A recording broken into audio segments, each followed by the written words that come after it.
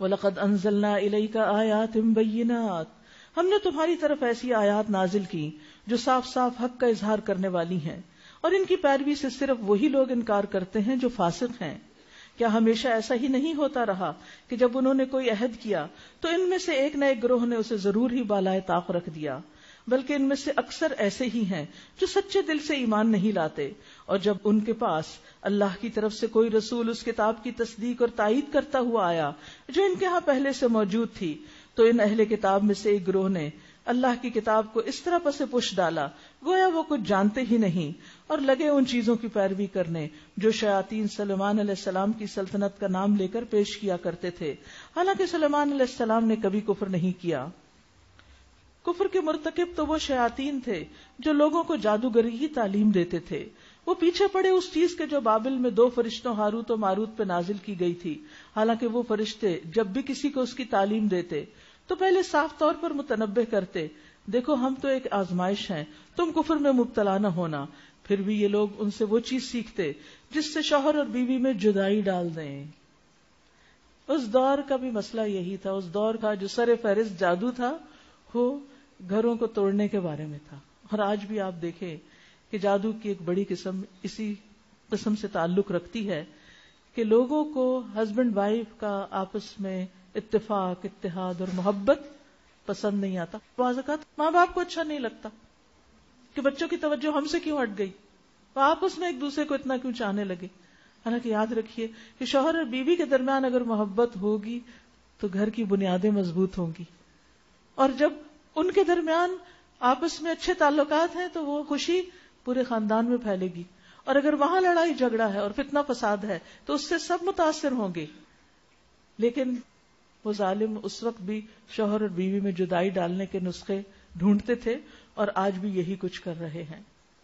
لیکن ایک بات یاد رکھیے، وَمَا هُمْ بِضَارِّينَ بِهِ مِنْ أَحَدٍ إِلَّا بِإِذْنِ اللَّهِ، اذن الہی کے بغیر، اللہ کے اذن کے بغیر وہ اس کے ذریعے کسی کو بھی ضرر نہیں پہنچا سکتے تھے۔ تو ہر چیز میں اللہ کا اذن ہو، فائدہ بھی جبھی ہوتا ہے اور نقصان بھی جبھی ہوتا ہے۔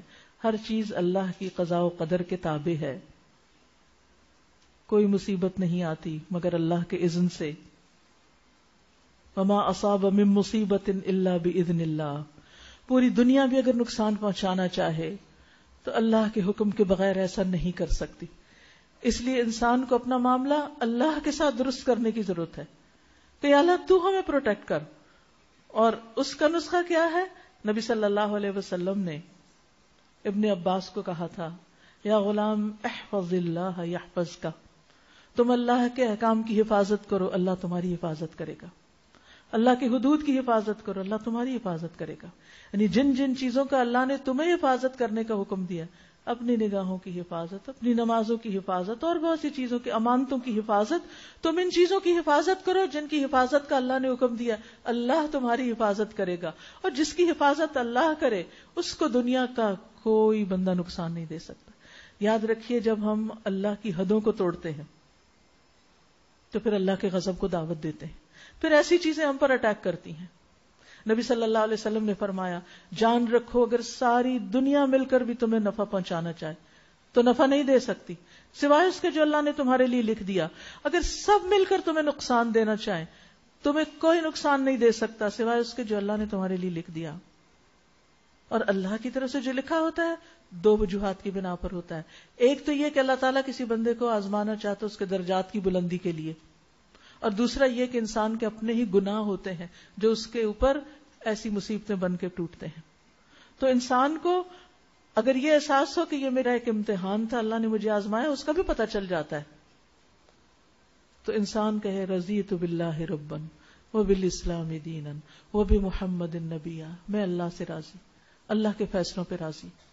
اور اگر یہ سمجھے کہ میرے کسی گناہ کا نتیجہ ہے، گناہ یاد آ جائے، کہاں کہاں میں نے اللہ کی حدیں توڑی، کہاں کہاں نافرمانی کی، کہاں کہاں شیطان کی بات مانی۔ آپ دیکھیے ایک چھوٹی سی مثال ہے، قرآن مجید سے ہی ہمیں پتہ چلتا ہے کہ فضول خرچ لوگ شیطان کے بھائی ہوتے ہیں۔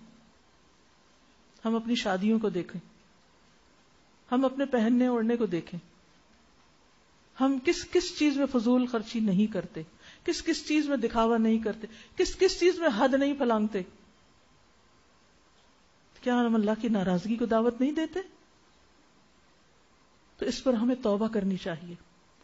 کچھ بھی اسراف، اپنی حیثیت سے بڑھ کے خرچ کرنا، دکھاوے کے لیے خرچ کرنا، دوسروں پر اپنا رعب جتانے کے لیے خرچ کرنا، اللہ کو ناراض کرنے والے کام ہیں. تو اگر کوئی بھی ہم پر مشکل آئے تو نمبر 1 اللہ کے فیصلے پہ راضی کہ یا اللہ میں تجھ سے ناراض نہیں، میں راضی ہوں. جب بندہ الحمدللہ کہتا ہے، اللہ کا شکر ادا کرتا ہے ہر حال میں، اللہ اس سے راضی ہو جاتا ہے، اللہ اس کی نعمتوں کو برقرار رکھتا ہے. اور جب انسان استغفار کرتا ہے تو اس کے نتیجے میں بھی اللہ سبحانہ وتعالیٰ اس بندے سے بلائیں ٹال دیتا ہے. یہی نسخہ ہے. جب کسی کو جادو کا شک ہوتا ہے تو ہم اور ادھر ادھر کے غلط کام کرنے لگتے ہیں، عقیدے میں خلل آنے لگتا ہے، لوگوں کو نفع نقصان کا مالک سمجھنے لگتے ہیں. نہیں، سب کچھ اللہ ہی کی طرف لے جائیے. توبہ استغفار بھی اس سے اور مدد بھی اسی سے مانگیے. اذن الہی کے بغیر وہ اس ذریعے سے کسی کو بھی ضرر نہ پہنچا سکتے تھے، مگر اس کے باوجود وہ ایسی چیز سیکھتے جو خود ان کے لیے نفع بخش نہ تھی بلکہ نقصان دہ تھی. اور انہیں خوب معلوم تھا کہ جو اس چیز کا خریدار بنا اس کے لیے آخرت میں کوئی حصہ نہیں. یعنی جادوگر اپنی آخرت کا نقصان کر کے دوسرے کو نقصان دیتا ہے. کتنی بری متاع تھی جس کے بدلے انہوں نے اپنی جانوں کو بیچ ڈالا. کاش انہیں معلوم ہوتا. اگر وہ ایمان اور تقوی اختیار کرتے تو اللہ کے ہاں اس کا جو بدلہ ملتا وہ ان کے لیے زیادہ بہتر تھا. کاش انہیں خبر ہوتی. اے لوگو جو ایمان لائے ہو، رائنا نہ کہا کرو بلکہ انظر نہ کہو اور توجہ سے بات سنو. تو بعض اوقات وہ الفاظ جو انسان کے لیے غلط راستے پر جانے کا یا معاملے کو خراب کرنے کا ذریعہ بنتے ہیں، ان الفاظ کو بدل دینا چاہیے. عام روزمرہ زندگی میں ہم جب بات کرتے ہیں یا کچھ لکھتے ہیں تو بعض اوقات ایسے انداز میں بات کر جاتے ہیں جو دوسرے کو تکلیف دیتی ہے یا ہمارے لیے مشکل کھڑی کر دیتی ہے، یا پھر دوسرا اس سے اوفینڈ ہو جاتا ہے، ہرٹ ہو جاتا ہے. تو ایسی صورت میں الفاظ کا چناؤ اور استعمال اچھا ہونا چاہیے. ایک ہی بات کہنی ہوتی ہے، اگر ایک انداز سے نہیں دوسرے سے کہی جائے تو وہ کہیں زیادہ افیکٹو ہو جاتی ہے. یہاں ایک خاص کانٹیکسٹ میں بات کی جا رہی ہے. یہود نے رائنا جو صحابہ استعمال کرتے تھے کہ اے نبی صلی اللہ علیہ وسلم ہماری رعایت کیجیے، ہمیں بات سمجھا دیجیے، اس کو انہوں نے رائنا بنا دیا، ہمارا چرواہا گڈریا، اور نبی صلی اللہ علیہ وسلم کی طرف اشارہ کرتے تھے. تو اللہ سبحانہ وتعالیٰ نے فرمایا کہ تم اس کو تبدیل کر دو، سد ذریعہ کے طور پر ان الفاظ کے استعمال ہی نہ کرو، دوسروں کو غلط بات کرنے کا موقع ہی نہ دو، اور توجہ سے بات سنو. یہ کافر تو عذاب علیم کے مستحق ہیں. یہ لوگ جنہوں نے دعوت حق کو قبول کرنے سے انکار کر دیا، خواہ اہل کتاب میں سے ہوں یا مشرکین ہوں، ہرگز یہ پسند نہیں کرتے کہ تمہارے رب کی طرف سے تم پر کوئی بھلائی نازل ہو، مگر اللہ جس کو چاہتا ہے اپنی رحمت کے لیے چن لیتا ہے، اور وہ بڑا فضل فرمانے والا ہے. ہم اپنی جس آیت کو منسوخ کر دیتے ہیں یا بھلا دیتے ہیں اس کی جگہ اس سے بہتر لاتے ہیں، یا کم از کم ویسی ہی. کیا تم نہیں جانتے ہو کہ اللہ ہر چیز پر قدرت رکھتا ہے؟ کیا تمہیں خبر نہیں کہ زمین اور آسمانوں کی فرما روائی اللہ ہی کے لیے ہے، اور اس کے سوا کوئی تمہاری خبر گیری کرنے اور تمہاری مدد کرنے والا نہیں. ام تریدون ان تسألوا رسولکم کما سئل موسیٰ من قبل، پھر کیا تم اپنے رسول سے اس قسم کے سوالات اور مطالبے کرنا چاہتے ہو جیسے اس سے پہلے موسیٰ علیہ السلام سے کیے جا چکے؟ حالانکہ جس شخص نے ایمان کی روش کو کفر کی روش سے بدل لیا وہ راہ راست سے بھٹک گیا. اہل کتاب میں سے اکثر لوگ یہ چاہتے ہیں کہ کسی طرح تمہیں ایمان سے پھیر کر پھر کفر کی طرف پلٹا لے جائیں، اگرچہ حق ان پر ظاہر ہو چکا، مگر اپنے نفس کے حسد کی بنا پر. یہ حسد بھی بہت بری بیماری ہے جس کی وجہ سے انسان بعض اوقات نہایت غلط کام کر لیتا ہے. یہ جو جادو وغیرہ ہے یہ بھی بعض اوقات حسد ہی کی بنا پر لوگ کرتے ہیں ایک دوسرے پر. نبی صلی اللہ علیہ وسلم نے فرمایا تم سے پہلے کی امتوں کی بیماری تمہارے اندر سرایت کر گئی، اور وہ بیماری حسد اور بغض ہے جو مونڈ دینے والی ہے. اس سے میری مراد بالوں کو موڑنا نہیں بلکہ دین کو موڑنا ہے. ہم دیکھتے ایون دین کا کام کرنے والے جب کسی کو دیکھتے ہیں کہ کوئی ان سے ذرا آگے جا رہا ہے یا کسی کو امپورٹنس زیادہ مل رہی ہے تو اس سے حسد کرنا شروع کر دیتے ہیں، اس کو بدنام کرنا شروع کر دیتے ہیں، اس کے خلاف محاذ آرائی قائم کر لیتے ہیں، اس کے خلاف جتھا بازی کر لیتے ہیں. نتیجہ کیا ہوتا ہے کہ دین کا کام تو پیچھے رہ جاتا ہے اور آپس کی لڑائیوں سے ہی فرصت نہیں ملتی. وقت کا ایک قیمتی حصہ برباد ہو جاتا ہے, صلاحیتیں برباد ہو جاتی ہیں اور اصل کام ہو نہیں پاتا. اسی لیے آپ نے فرمایا کہ یہ دین کو مونڈ دینے والی چیز ہے. جیسے کسی کا سر مونڈ دیتے ہیں نا تو پوری سکن باہر نکل آتی ہے. یعنی ایسی جگہ پر جہاں لوگ آپس کے حسد اور تناؤ کا شکار ہوں, وہاں دین وغیرہ کچھ نہیں ہوتا, وہاں بس وہ صرف خالی میدان ہی ہوتا ہے, وہاں کوئی برکتیں نہیں ہوتی. کیونکہ بال اگنا جو ہے وہ ایک خوبصورتی کی علامت ہے, تو جب بال ہی نہ رہے تو پھر کیا ہے, بنجر, چٹیل, ہر چیز بیکار. تو اسی طرح ایسی جگہیں ویران ہو جاتی ہیں جہاں لوگ آپس میں لڑتے جھگڑتے, وہ گھر برباد ہو جاتے ہیں, وہ ادارے ختم ہو جاتے ہیں, وہ پروجیکٹس ختم ہو جاتے ہیں, نقصان میں چلے جاتے ہیں, جن کا بیڑا اٹھانے والے آپس میں ایک دوسرے سے حسد رکھتے ہوں. رسول اللہ صلی اللہ علیہ وسلم نے فرمایا, لوگ اس وقت تک خیر پر رہیں گے جب تک وہ آپس میں حسد نہیں کریں گے. تو دل میں اگر کسی وقت کسی کے بارے میں بھی کچھ ایسا آنے لگے نا کہ یہ کیوں آگے اتنا نکل رہا ہے, مجھے کیوں نہیں توجہ دی جا رہی, اور مجھے تو اب کوئی پوچھتا ہی نہیں, میں تو بس اب ایسے, تو مجھے تو بس چھوڑ دینا چاہیے, پیچھے ہٹ جانا چاہیے. نہیں, اس میں کوئی خیر نہیں. اصل تو مقام اور نام اللہ کے پاس ہونا چاہیے. تو بنی اسرائیل کی بھی اصل بیماری کیا تھی؟ کیوں انہوں نے نبی صلی اللہ علیہ وسلم کا انکار کیا؟ حسد ہی کی بنا پر. حسد کی بنا پر تمہارے لیے ان کی یہ خواہش ہے, اس کے جواب میں تم عفو درگزر سے کام لو. جس انسان کو پتا ہو نا کہ لوگ اس سے حسد کرتے ہیں, اس کو دوسرے کو جتانا نہیں چاہیے, اسے اور دوسرے سے زیادہ اچھا معاملہ کرنا چاہیے تاکہ اس کے حسد کی آگ ٹھنڈی ہو کچھ, یہاں تک کہ اللہ خود ہی اپنا فیصلہ نافذ کر دے. مطمئن رہو کہ اللہ ہر چیز پر قدرت رکھتا ہے. نماز قائم کرو اور زکوٰۃ دو, تم اپنی عاقبت کے لیے جو بھلائی کما کر آگے بھیجو گے اللہ کے ہاں اسے موجود پاؤ گے.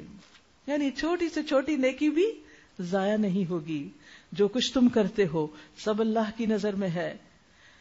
وَقَالُوا لَن يَدْخُلَ الْجَنَّةَ إِلَّا مَنْ كَانَ هُودًا أَوْ نَصَارَىٰ, ان کا کہنا ہے کوئی شخص جنت میں نہ جائے گا جب تک وہ یہودی نہ ہو یا عیسائیوں کے خیال کے مطابق وہ عیسائی نہ بن جائے, یا ان کی تمنائیں ہیں. ان سے کہو اپنی دلیل پیش کرو اگر تم اپنے دعوے میں سچے ہو. دراصل نہ تمہاری کچھ خصوصیت ہے نہ کسی اور کی. حق یہ ہے کہ جو بھی اپنی ہستی کو اللہ کی اطاعت میں سونپ دے, جو بھی اپنے آپ کو اللہ کے سپرد کر دے, اپنا چہرہ اللہ کے حوالے کر دے اور وہ نیک روش پہ چلے, محسن ہو, لوگوں کے ساتھ اچھا کرنے والا ہو, اس کے لیے اس کے رب کے پاس اس کا اجر ہے. ایسے لوگوں کے لیے کسی خوف یا رنج کا کوئی موقع نہیں. یہ لوگ ہیں غم سے آزاد. یہودی کہتے ہیں عیسائیوں کے پاس کچھ نہیں, عیسائی کہتے ہیں یہودیوں کے پاس کچھ نہیں. یہ اس دور کے فرقے تھے. آج کے فرقہ واریت میں کیا ہو رہا ہے, ہر ایک دوسرے کو گمراہ کہہ رہا اور کہتا سارا حق صرف ہمارے پاس ہی ہے. حالانکہ دونوں ہی کتاب پڑھتے ہیں. اور آج بھی کیا ہے, مسلمانوں کے بھی سارے فرقے قرآن ہی سے دلیل لانے کی کوشش کرتے ہیں. اسی قسم کے دعوے ان لوگوں کے بھی ہیں جن کے پاس کتاب کا علم نہیں. یہ اختلافات جن میں یہ لوگ مبتلا ہیں, ان کا فیصلہ اللہ قیامت کے دن کرے گا. لہٰذا ایک سچے مومن کی پہچان کیا کہ وہ ان جھگڑوں سے اوپر اٹھ کے کام کرے اور ان جھگڑوں میں زیادہ نہ پڑے, خصوصاً فقہی اختلافات, اور اس کی بنا پر کسی کو غلط اور کسی کو صحیح قرار دینے کی کوشش نہ کرے. اس سے بڑا ظالم کون ہوگا جو اللہ کی مسجدوں میں اس کے نام کی یاد سے روکے اور ان کی ویرانی کے در پہ ہو, جو مسجدوں کو برباد کرے, جو مسجدوں پہ جا کے اٹیک کرے اور جو مسجدوں کو نقصان دے. ایسے لوگ اس قابل ہیں کہ ان عبادت گاہوں میں قدم نہ رکھیں, اور اگر وہاں جائیں بھی تو ڈرتے ہوئے. مسجد اللہ کا گھر ہے, اس میں جاتے ہوئے انسان کے اندر خشوع ہونا چاہیے. ان کے لیے تو دنیا میں رسوائی ہے. اللہ اکبر, کیسی کیسی بدنامی ہے ایسے لوگوں کے لیے جنہوں نے اسلام کو بھی بدنام کر کے رکھ دیا ہے, خود اپنی عبادت گاہوں کو نشانہ بنا کر, ایسی اختلافات کی بنیاد پر ایک دوسرے کو نقصان دے کر.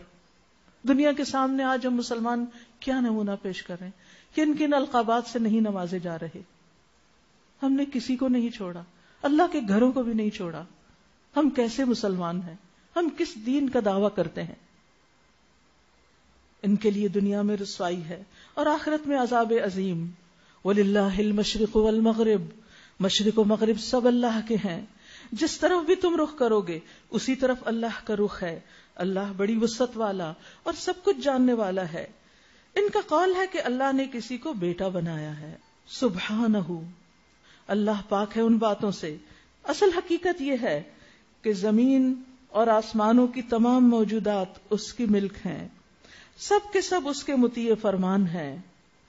آسمانوں اور زمین کا موجد ہے وہ، اور جس بات کا وہ فیصلہ کرتا ہے اس کے لیے بس یہ حکم دیتا ہے کہ ہو جا، اور وہ ہو جاتی ہے۔ یہ ہے ہمارا رب، سارے اختیارات کا مالک، ہر چیز اس کے ہاتھ میں ہے۔ نادان کہتے ہیں کہ اللہ ہم سے خود بات کیوں نہیں کرتا، یا کوئی نشانی ہمارے پاس کیوں نہیں آتی؟ ایسی ہی باتیں ان سے پہلے لوگ بھی کیا کرتے تھے۔ ان سب اگلے پچھلے گمراہوں کی ذہنیتیں ایک جیسی ہیں۔ یقین لانے والوں کے لیے تو ہم نشانیاں صاف صاف نمایاں کر چکے ہیں۔ انا ارسلناک بالحق، ہم نے آپ کو حق دے کر بھیجا، بشیرا و نذیرا، خوشخبری دینے والا بنا کر اور ڈرانے والا بنا کر۔ اور اب جو لوگ جہنم سے رشتہ جوڑ چکے ان کی طرف سے تم ذمہ دار اور جواب دہ نہیں۔ وَلَن تَرْضَىٰ عَنْكَ الْيَهُودُ وَلَا النَّصَارَىٰ حَتَّىٰ تَتَّبِعَ مِلَّتَهُمْ، یہودی اور عیسائی تم سے ہرگز راضی نہ ہوں گے، کبھی خوش نہیں ہوں گے جب تک تم ان کے طریقے پر نہ چلنے لگو۔ تو یاد رکھیے، اللہ کی رضا چھوڑ کر جو بندوں کی رضا پہ چلتا ہے تو پھر نہ اس کو اللہ ہی کی مدد ملتی ہے اور نہ بندوں کی۔ ہماری حد الوسع کوشش کیا ہونی چاہیے کہ ہر حال میں ہم اللہ کو راضی کرنے والے ہوں۔ لوگوں کی رضا کے پیچھے بھاگتے رہیں گے تو ساری زندگی بھی آپ اگر ان کو خوش کرتے رہیں تو چھوٹی سی بات اگر ان کی مرضی کے خلاف ہوگی تو آپ سے ناراض ہو جائیں گے۔ ان کی مکمل رضا آپ کو کبھی بھی حاصل نہیں ہو سکتی۔ لہذا انسان کو اپنی زندگی کا ایک اصول بنانا چاہیے کہ ہر معاملے میں اللہ ہی کی رضا کو مد نظر رکھے۔ لوگوں کے طریقے پہ چل کے لوگوں کو راضی کرنا، آج دیکھیے ہم اپنے کھانے، پہننے، اوڑھنے، گھر بنانے، شادی بیاہ، ہر چیز میں کس کی پسند اور کس کی رضا مد نظر رکھتے ہیں۔ لوگ کیا کہیں گے؟ کتنا عام ہے یہ جملہ ہماری زبانوں پر، لوگ کیا کہیں گے؟ لوگوں میں ناک کٹ جائے گی۔ عزت تو ساری اللہ کے پاس ہے، کیوں یہ لوگوں کے بیچ ڈھونڈتے ہیں؟ جب تک لوگوں کو راضی کرنے کے لیے بھاگ دوڑ کرتے رہیں گے نقصان ہی اٹھائیں گے، حاصل کچھ نہیں۔ صاف کہہ دیجئے کہ راستہ بس وہی ہے جو اللہ نے بتایا ہے، ورنہ اگر اس علم کے بعد جو تمہارے پاس آ چکا تم نے ان کی خواہشات کی پیروی کی تو اللہ کی پکڑ سے بچانے والا کوئی دوست اور مددگار تمہارے لیے نہیں ہوگا۔ اللہ کی ہدایت چھوڑ کر بندوں کی پسند کے مطابق چلنے لگے تو اللہ کی مدد نہیں آئے گی۔ جن لوگوں کو ہم نے کتاب دی وہ اسے اس طرح پڑھتے ہیں جیسا کہ پڑھنے کا حق ہے، وہ اس پر سچے دل سے ایمان لاتے ہیں۔ تو یاد رکھیے، ایمان کا تقاضا یہ ہے کہ قرآن کا حق ادا کیا جائے، اور اس کا حق کیا ہے کہ اس کو صحیح پڑھیں اور اس کو سمجھیں بھی اور اس کے مطابق عمل بھی کریں، اس کو فالو کریں۔ یہ ایمان ہے۔ اور جو اس کے ساتھ کفر کا رویہ اختیار کرے وہی اصل میں نقصان اٹھانے والے ہیں۔ اے بنی اسرائیل، یاد کرو میری وہ نعمت جس سے میں نے تمہیں نوازا تھا، اور یہ کہ میں نے تمہیں دنیا کی تمام قوموں پر فضیلت دی تھی۔ ڈرو اس دن سے جب کوئی کسی کے ذرا کام نہ آئے گا، نہ کسی سے فدیہ قبول کیا جائے گا، نہ کوئی سفارشی آدمی کو فائدہ دے گی، اور نہ مجرموں کو کہیں سے کوئی مدد پہنچ سکے گی۔ وَإِذِ ابْتَلَىٰ إِبْرَاهِيمَ رَبُّهُ بِكَلِمَاتٍ فَأَتَمَّهُنَّ۔ بنی اسرائیل کے ذکر کے بعد ابراہیم علیہ السلام کا ذکر۔ بنی اسرائیل ایک امت تھے اور ابراہیم علیہ السلام ان ابراہیم کان امتن، یہ بھی ایک امت تھے۔ ایک وہ امت ہے، ایک یہ امت ہے، دونوں کے رویے میں دیکھو کیا فرق ہے، اور دیکھو تم کس کی پیروی کرو گے۔ یعنی سوچنے کی بات تو یہ کہ یہ کمپیرزن کیوں ہو رہا ہے، تاکہ ہم دیکھیں کہ ہم بنی اسرائیل کے طریقوں پہ چلنے والے ہیں یا ابراہیم علیہ السلام کے پیروکار اور فالوور ہیں۔ کون تھا ابراہیم؟ یاد کرو کہ جب ابراہیم کو اس کے رب نے چند باتوں میں آزمایا، کچھ احکامات دیے اور وہ ان پر پورے اترے، اور وہ ان سب میں پورا اترا، اللہ سبحانہ وتعالی نے فرمایا انی جاعلک للناس اماما، میں تجھے سب لوگوں کا پیشوا بنانے والا ہوں، امام بنانے والا ہوں۔ ابراہیم علیہ السلام نے عرض کیا اور کیا میری اولاد سے بھی یہی وعدہ ہے؟ اصل میں انسان کو جب کوئی اچھی چیز ملتی ہے نا تو سب سے پہلے وہ کس کے بارے میں سوچتا ہے؟ اپنے بچوں کے بارے میں، ان کا کیا ہوگا۔ اللہ سبحانہ وتعالی نے جواب دیا میرا وعدہ ظالموں سے متعلق نہیں ہے، یہ تو اطاعت کے ساتھ ہے، یہ تو اللہ کی باتیں پوری کرنے کے ساتھ ہے، اور یہ کہ ہم نے اس گھر کعبہ کو لوگوں کے لیے مرکز اور امن کی جگہ قرار دیا، اور لوگوں کو حکم دیا کہ ابراہیم جہاں عبادت کے لیے کھڑے ہوتے ہیں اس مقام کو مستقل جائے نماز بنا لو، یعنی ابراہیم علیہ السلام کی پیروی کرو۔ اور ابراہیم اور اسماعیل کو تاکید کی تھی کہ میرے اس گھر کو طواف اور اعتکاف اور رکوع اور سجدہ کرنے والوں کے لیے پاک رکھو، مسجدوں کو، عبادت کی جگہوں کو، جہاں دین پڑھایا جا رہا ہو ان جگہوں کو صاف رکھے، پاک رکھے۔ وَإِذْ قَالَ إِبْرَاهِيمُ رَبِّ اجْعَلْ هَٰذَا بَلَدًا آمِنًا، اور جب ابراہیم علیہ السلام نے دعا کیا میرے رب اس شہر کو امن کا شہر بنا دے، اللہ تو ہمارے بھی اس شہر کو امن کا شہر بنا دے، کیونکہ جب تک امن نہ ہو نہ صحیح عبادت ہو سکتی ہے اور نہ ہی صحیح طور پر انسان دین پر عمل کر سکتا ہے۔ امن انسان کے لیے بے حد ضروری ہے، لیکن اس امن میں بگاڑ بھی انسان ہی پیدا کرتے ہیں، تو اس بگاڑ کو دور کرنے کے لیے اللہ سے دعا کرنی چاہیے۔ اور اس کے باشندوں میں سے جو اللہ اور آخرت کو مانے انہیں ہر قسم کے پھلوں کا رزق دے، ہر قسم کے پھلوں کا رزق، ثمرات۔ جواب میں اس کے رب نے فرمایا اور جو نہ مانے گا دنیا کی چند روزہ زندگی کا سامان تو میں اسے بھی دوں گا، دنیا تو اسے بھی ملے گی جو نہیں اللہ کو مانتا یا نہیں عمل کرتا اس کے احکامات پر، مگر آخرت میں اسے عذاب جہنم کی طرف گھسیٹوں گا اور وہ بدترین ٹھکانہ ہے۔ یاد رکھیے اللہ کا رزق سب کے لیے عام ہے، لیکن امامت مومنوں کے لیے خاص ہے، امامت مومنوں کے لیے ہے ایمان کے ساتھ۔ دنیا میں امت مسلمہ کو امامت جبھی ملے گی جب وہ اللہ کی فرما بردار ہوگی، صرف نام سے کچھ نہیں بنتا۔ دیکھو ابراہیم علیہ السلام نے کیا کیا تھا، کیسی عاجزی تھی ان کے اندر۔ وَإِذْ يَرْفَعُ إِبْرَاهِيمُ الْقَوَاعِدَ مِنَ الْبَيْتِ وَإِسْمَاعِيلُ رَبَّنَا تَقَبَّلْ مِنَّا إِنَّكَ أَنْتَ السَّمِيعُ الْعَلِيمُ۔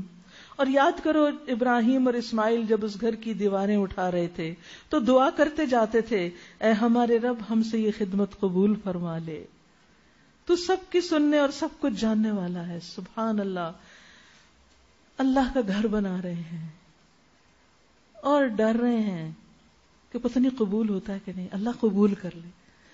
مومن ہمیشہ نیک عمل کرنے کے بعد اس بات کی فکر کرتا ہے کہ میرا عمل قبول ہو جائے، میرا کوئی ایسا عمل نہ ہو کہ جس کی وجہ سے میری اس کوشش میں کوئی خلل آ جائے یا یہ کوشش ضائع ہو جائے، کیونکہ بعض اوقات انسان عمل تو کر لیتا ہے لیکن اس کو سنبھال نہیں پاتا، اس کے پیچھے کچھ ایسے کام کر لیتا ہے جس کی وجہ سے اعمال برباد ہو جاتے ہیں۔ اے ہمارے رب ہم دونوں کو اپنا فرما بردار بنا اور ہماری نسل سے ایک ایسی قوم اٹھا جو تیری مسلم ہو، تیری فرما بردار ہو، ہمیں اپنی عبادت کے طریقے بتا، ہماری کوتاہیوں سے درگزر فرما، تو بڑا معاف کرنے والا اور رحم کرنے والا ہے۔ سارا کچھ کر کے ہماری کوتاہیوں سے درگزر فرما۔ اور اے رب ان لوگوں میں خود انہی کی قوم میں سے ایک ایسا رسول اٹھا جو انہیں تیری آیات سنائے، ان کو کتاب اور حکمت کی تعلیم دے اور ان کی زندگیاں سنوارے، ان کا تزکیہ کرے، تو بڑا مقتدر اور حکیم ہے۔ اب کون ہے جو ابراہیم کے طریقے سے نفرت کرے، اس طریقے کو چھوڑ دے جو اللہ کو پسند تھا، سوائے اس کے جس نے خود اپنے آپ کو حماقت و جہالت میں مبتلا کر لیا ہو، یعنی اس کے سوا کوئی اور ایسا نہیں کر سکتا۔ وَلَقَدِ اسْتَفَيْنَاهُ فِي الدُّنْيَا، اللہ کا اطاعت گزار بننے کے باوجود اس کو دنیا میں امامت ملی۔ ہمیں یہ ڈر ہوتا ہے کہ اگر ہم دین کے رستے پر آئیں گے تو ہم شاید دنیا میں آگے نہیں بڑھ سکیں، نہیں، وَلَقَدِ اسْتَفَيْنَاهُ فِي الدُّنْيَا وَإِنَّهُ فِي الْآخِرَةِ لَمِنَ الصَّالِحِينَ، اور یقیناً وہ آخرت میں بھی صالحین میں شمار ہوگا۔ کیوں؟ اذ قال له ربه اسلم، جب اس کے رب نے اسے کہا کہ اپنا آپ سپرد کر دے، اسلام قبول کر لے، فرما بردار بن جا. قال اسلمت لرب العالمین، کہا میں رب العالمین کا فرما بردار بن گیا. کہاں رب العالمین، اور کہاں ہم جیسے لوگ جن کی فرما برداری میں ہم سر جھکائے پھرتے ہیں. ان کو راضی کر دیں کسی طرح، وہ خوش ہو جائیں. پھر حاصل کیا ہوتا ہے؟ اینڈ آف دا ڈے ہمارے ہاتھ میں کیا ہوتا ہے؟ نہ وہ راضی نہ رب راضی. پھر رب کو راضی کرنے کی فکر کریں، باقی خود ہی راضی ہو جائیں گے. اللہ کی نافرمانی میں اپنا آپ نہیں منوائیں، اللہ کی فرما برداری میں. قال اسلمت لرب العالمین، اپنا آپ میں نے تو رب العالمین کو دے دیا، اس کے حوالے کر دیا.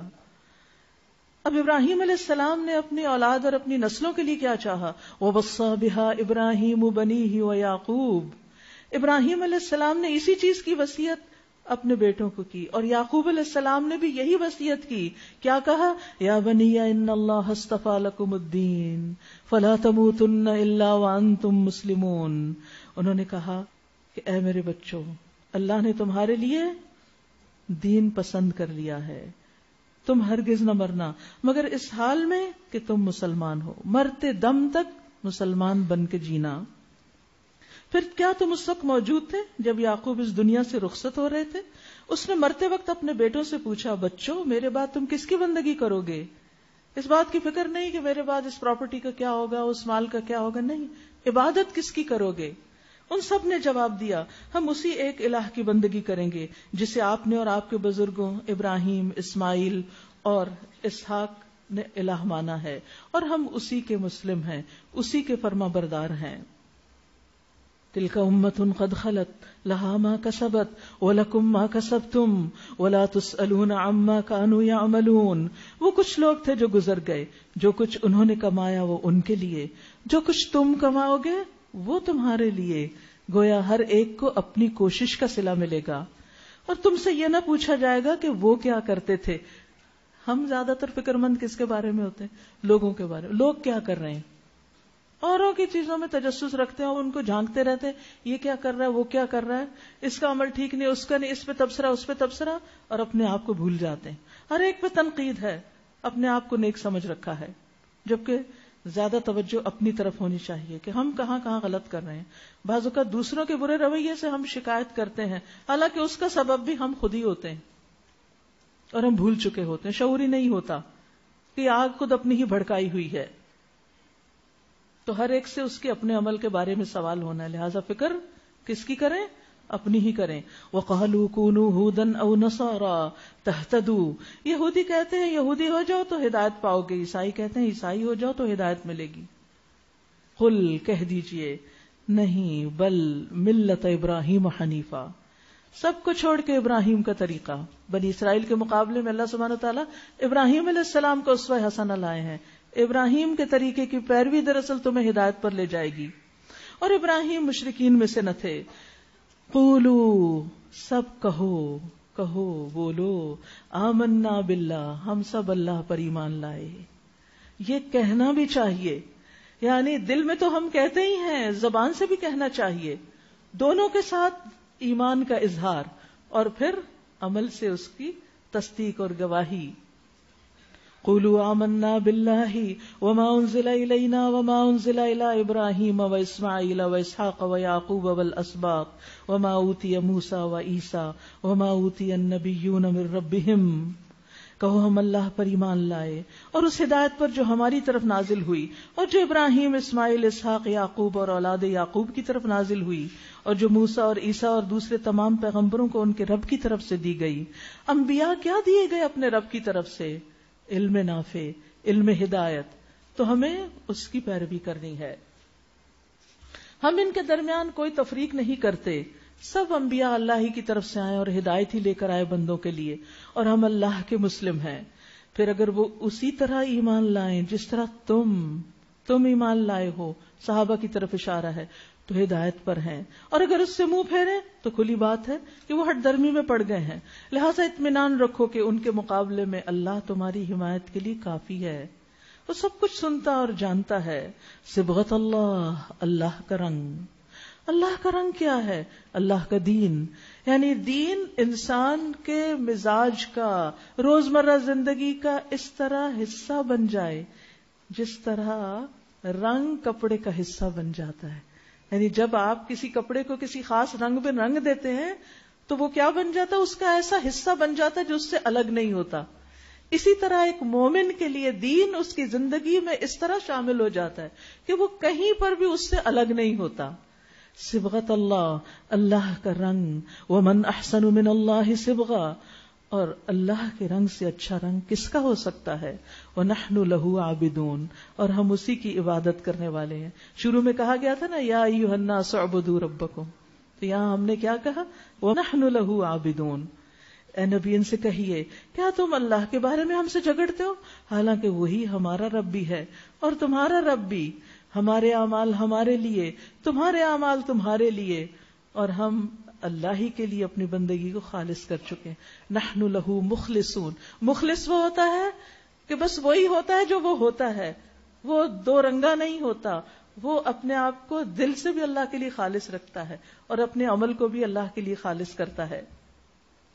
یا پھر کیا تمہارا کہنا یہ ہے کہ ابراہیم، اسماعیل، اسحاق، یعقوب اور اولاد یعقوب سب کے سب یہودی یا نصرانی تھے، یعنی فرقہ واریت تھی ان کے اندر؟ کہو تم زیادہ جانتے ہو یا اللہ؟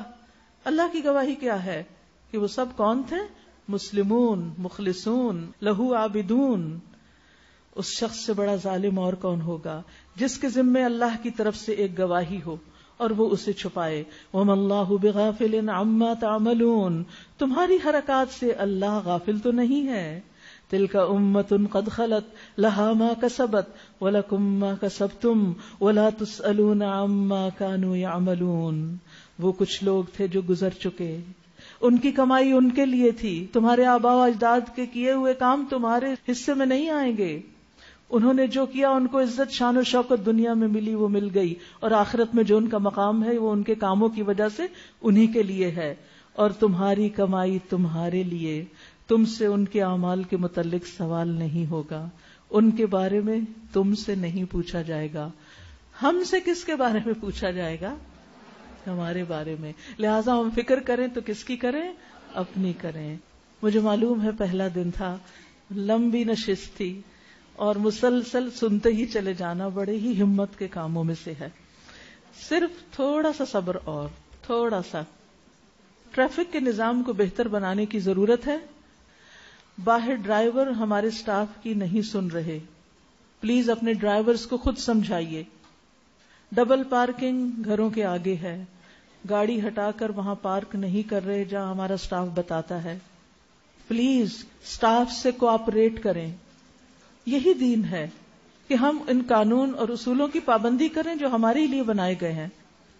اس سگنل سے کوئی یو ٹرن نہ لے، سیدھے جائیے تاکہ ٹریفک کا وہاں ہجوم نہ ہو. تھوڑی سی قربانی کر لیں، تھوڑا سا صبر کر لیں. یہ بھی اللہ کے راستے میں ہی ہے نا، اس پر اجر ہے. کوئی اگر ہم سے آگے چلا گیا تو کوئی بات نہیں، اس پر بھی اجر ہے. کسی کے گیٹ کے آگے یا ڈبل پارکنگ بالکل نہ کریں، اس سے سڑک رک جاتی ہے. لوگوں کا راستہ روکنا بہت بڑا گناہ ہے. پلیز اگر آپ چاہتے ہیں کہ یہ سلسلہ جاری رہے تو پھر اس میں تعاون کیجیے، ٹھیک ہے؟ اسی طرح یہ ہے کہ جوتوں کے لیے جو تھیلی آپ کو دی گئی ہے سنبھال کے رکھیں، کل یہی واپس لے کر آئیں ساتھ. ہر روز نئی تھیلی سے تو بہت مشکل ہو جائے گی. واپسی پہ ادھر ادھر پھینک کے نہیں جائیں، ٹیشو پیپر نہیں پھینکیں. باہر نکلتے وقت دروازے پہ ملے نہیں، باتیں نہیں کریں، نکلتے چلے جائیں. گزرنے والوں کو راستہ دیں، کسی کو پش نہیں کریں، دھکا نہیں دیں. سٹاف جو رہنمائی کے لیے ان کی بات سنیں. ہال کے دروازوں میں نہ بیٹھیں، موبائل سائلنٹ کر کے بیٹھیں. قرآن مجید اور قلم ساتھ لے کر آئیں. جزاکم اللہ خیرن. آپ کے تعاون کا شکریہ. بارک اللہ فیکم. وآخر دعوانا ان الحمد للہ رب العالمین. سبحانک اللہم وبحمدک اشہد ان لا الہ الا انت استغفرک واتوب الیک. السلام علیکم ورحمۃ اللہ وبرکاتہ. یا ایھا الناس قد جاءتکم